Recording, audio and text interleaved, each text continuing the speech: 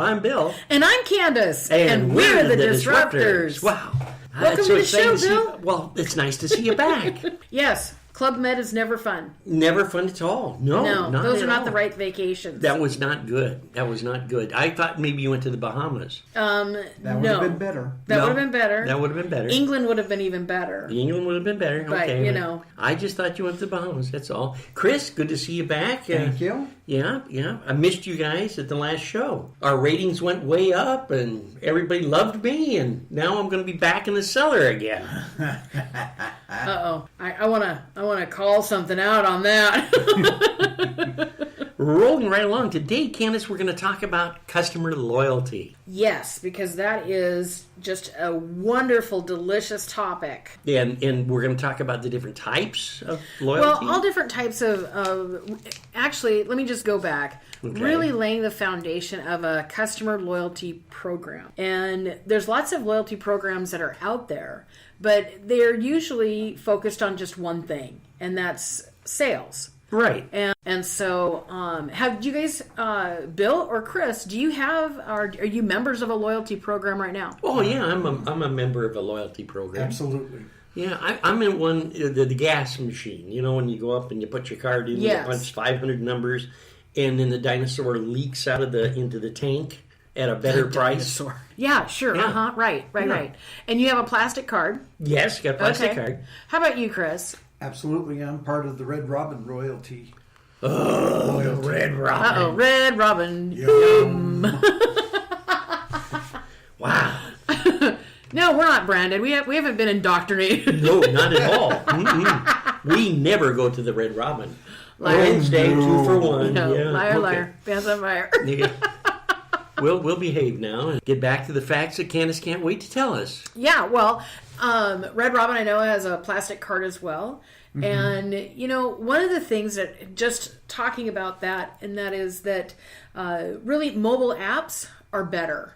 And nobody needs a 50-pound wallet. Right? No. And so, you've got your grocery cards that are loyalty programs. How do you really even benefit from those? Something given to you or a discount or something exciting when you use the card every time.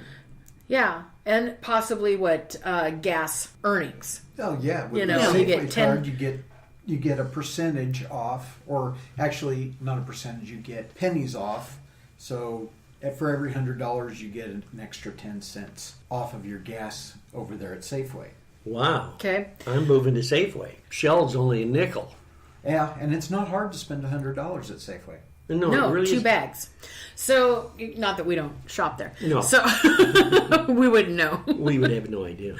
No. But let's go ahead and really just take a look at what a customer loyalty program could really do and how to expand it beyond just sales. Yeah, let's look at it and see what the differential is between the expansion and the different techniques of this marketing idea. So if you were to actually, here's a website. It's candybar.co, and that's a digital loyalty card program, and that it's easy to use for your customers. So, I would just encourage you not just to stop there, but dive into apps, because let's take a look at really what are you wanting your customer loyalty program to do? What are you actually wanting it to create and produce for you? Could a loyalty program actually create? Build a real nice relationship or a good relationship between you and the individual business, because you kind of, every time you go in and use like a punch card or another card, you get to talk to somebody? Yes and no. You can actually make that loyalty program really a powerful workhorse for you in regards to that it could actually, let's say, have an educational piece. So you're taking your customer and you're educating them. You're educating, so right. let's say if they read your blog, or let's say if you were able to educate them on your services, and you make them from just customers to raving fans. Raving fans, that everybody are loves more them. like evangelists out there. Yeah. And they become your sales force. Okay. So you could actually give rewards for education. Let's take a look at the fact that a lot of times customer loyalty programs are focused on one type of customer, when really with the different options that are available with the education piece, with the sales piece. That's right there. There's 2 completely different avenues with really powerful results. So instead of just focusing on, I only want sales, you can go ahead and expand your reach and broaden your horizons with something that's far more flexible. I see. So to Okay. speak. Look at the name of the program. It's a loyalty program. You want to create loyalty. One of the things I like is that you get to learn your customers' names. Well, that's true. Yeah, you do. Really, you do. And, Yeah. and don't you feel a kind of a relationship because you get to this guy knows me, and you have Exactly. a little side talk or side chat while you're doing your business, and you feel like, wow, this I feel good here. Exactly. Yeah. Well, and I think it opens up a different conversation if we move it from just being one-sided. So the conversation can go up to where it reinforces your brand. Okay. Okay, so there's different brand loyalty. So there's on the sales aspect, it's not just a coupon, but it might be a BOGO, right? Buy one get one free, or get one half off. A BOGO. BOGO. Yes, BOGO. Buy one, get one. That's Buy one get one. BOGO. Getting back to topic, how about for, you can expand it to specialty products or services. If they try something, a membership, you can expand it even to reach out for referrals. You can really make an incredible program that creates that customer involvement and engagement that really we want as business owners. You could also do promotional gifts with purchase. You can also reward for social media. Very true. Like us on Facebook or give us a testimonial and tell us how we did. So that there's incentives there, right? Well, So you've got absolutely. an incentive to do a review. You've got an incentive to like the page. Actually, that's really a good idea. And those incentives of doing those testimonials and things of that nature are so very important now in social media. Well, they are. I mean, we won't jump on Yelp, but the truth is that positive reviews on Yelp, on Google. Matter of fact, how many businesses that that have never even set up their Google account, right? Of what Google My Business. And so, lot. if you haven't done that, You might want to do it. It's free, doesn't cost anything, and it does help your SEO. It helps your website. It helps people Absolutely. find you a little bit easier. So, okay, that was your commercial break. Yeah, well, thank you very much. Moving right along with the I show. like the Yelp reviews, actually. I think Yelp reviews are very helpful. One of these days, we should get Candace on the show and actually talk about the importance of what a review does. And when you click, how many stars and how this all works. Because I've heard some really interesting conversations on TED Talk about how important reviews are now.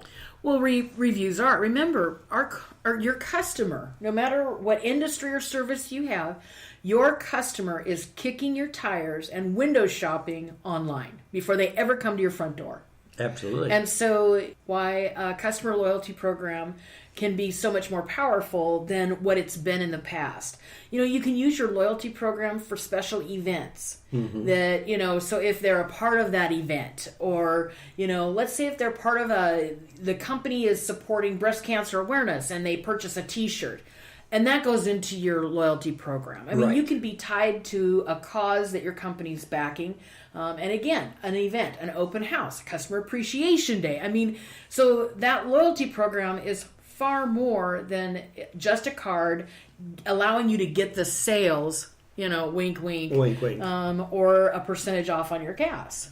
And very true. Yeah, that's actually the way Safeway works theirs. I mean, if you're part of their program, They want to then, reward you. Yeah, they give you a reward at the cash register every day because card members get to pay $24 a pound rather than $48 a pound. Very true. So, But it also goes different for different industries. Restaurants. So first of all, as a business, you want to take a look at your industry and how you can set that up. So the very first thing that you want to do is to take a look. Again, we're going to go back to what I said earlier. One, what do you want the loyalty program to do for you? And, you list it out. And then comes down to how do you promote that? And you don't have to roll everything out at once. What you can do is just roll out, okay, we're going to celebrate your birthday or International Hot Dog Day, or make it fun. Yeah. Millennials are more engaged if a loyalty program is fun, right? So you could get creative in that by rewarding, the whole customer feedback and the engagement. And so then what it is after you've laid that foundation, always updating and keeping it active. Nobody likes to eat a stale piece of bread.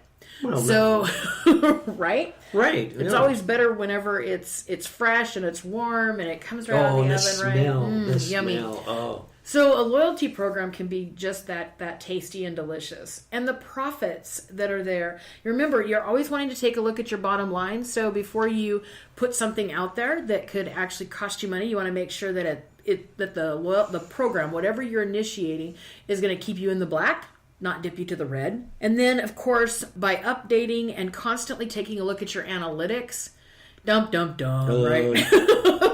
We've hit it. We have people that absolutely love analytics and they hate them. But the truth is that it gives you some real current time data for you to go ahead and move forward in a variety of different ways. And are you inspecting what you're expecting? So are you taking a look and are you getting the results from the loyalty program that you're wanting? If you're not, then you need to go back to the drawing table and go, okay, what is working and what isn't working? And not being afraid to just put it out there and see what you can go ahead and create with it. Don't let fear stop you from initiating something for engagement for your customers. Because the bottom line is that people want to share their opinion. They want to make your company be known, or in a variety of different ways. And so give them that opportunity and that platform to be able to do just that. Yeah, it's exciting too. When you think about those platforms and the different ideas that these programs give, it really kind of ties in your marketing program and your approach on media and every other area. It does. And, when you look at so if you look at the big picture, and you get into context versus content, then you're taking a look and your customer loyalty program can be something that's so powerful. Keep everybody engaged in what you're doing, which is very important to do. And don't you think they expect more excitement over when you get a program of that type, and then maybe it's 6 months down the road and they change and they update it, and you want to get involved with a new program? Well, it really ties into the experience, and we did a series on customer experience, yes, which is incredibly successful, and we'll probably do more on that because as time goes on, we're going to need to. Right. And so, but that's just one aspect of increasing that experience with your company. Isn't that exciting, though? And when we get down to really where we're at, in dollars and cents, of course, it all basically implodes and goes together with the opportunity of putting campaigns together.